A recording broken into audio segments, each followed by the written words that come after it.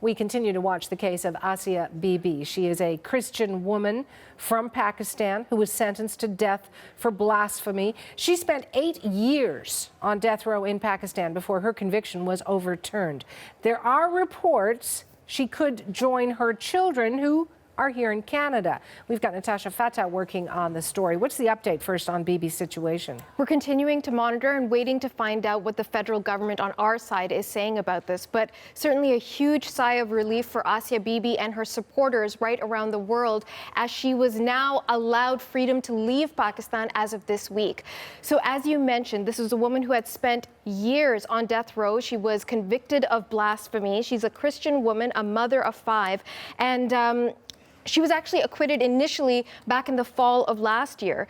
But there was a petition by a number of extremist groups, Islamist political parties, who said no, they wanted this woman executed. And so all along there was a lack of clarity about where Asia was, if she was still in prison, if she had fled the country, where she's going. And so those unconfirmed reports continue, including that she's already on her way to Canada. We don't know that for certain at this point. But let's bring the latest statement that we have received from our federal government, who says, this is from the Foreign Ministry, the case of Asia Bibi is a priority for our government, and we are focused on ensuring the safety of her and her family.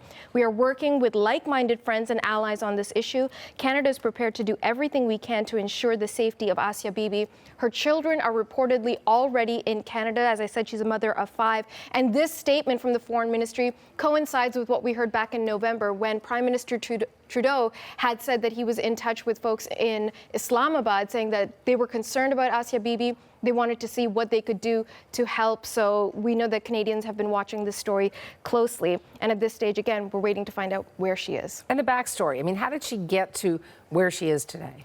This is a painful story, almost a decade in the making, Suhana. So you're talking about a Muslim majority country. This is a Christian woman. She's a laborer, she's a farm laborer. And in 2009, she fetched a cup of water that she shared with her Muslim co-workers. Now, in this setting, the Muslim co-workers were very offended. They said, we don't want to share a cup of water with you unless you convert to Islam, and so therefore we won't be soiled by a Christian drinking from the same cup. She refused to convert. They accused her of insulting Islam, insulting the Prophet, and then accused her of blasphemy, which is punishable by death. And in 2010, she was convicted of blasphemy, spent the next 8 years waiting to be executed in Pakistan. All the while, activists, lawyers, people around the world were saying that this is a false conviction. She should be let free. And in the fall of last year, the conviction was overturned. But there were widespread protests, violent protests throughout Pakistan, where people were saying that they wanted her killed and they would not allow her to leave. So now the big thing is that it's been upheld, much to the chagrin of many of the Islamists who continue to protest in Pakistan. But the Supreme Court has spoken. Still not clear, though, if she is out of harm's way. What risks, Natasha, could Asia Bibi be facing? The most blunt answer to that is death. There are mobs of people who continue to this day to say that they will not allow her to leave and that she will be killed for insulting Islam. And in fact, we know one prominent Pakistani was killed. We're talking about Salman Taseer. He was, in 2010, the governor of Punjab, a widely respected political figure, a Muslim himself, and he spoke out on behalf of Bibi. There he is pictured with her.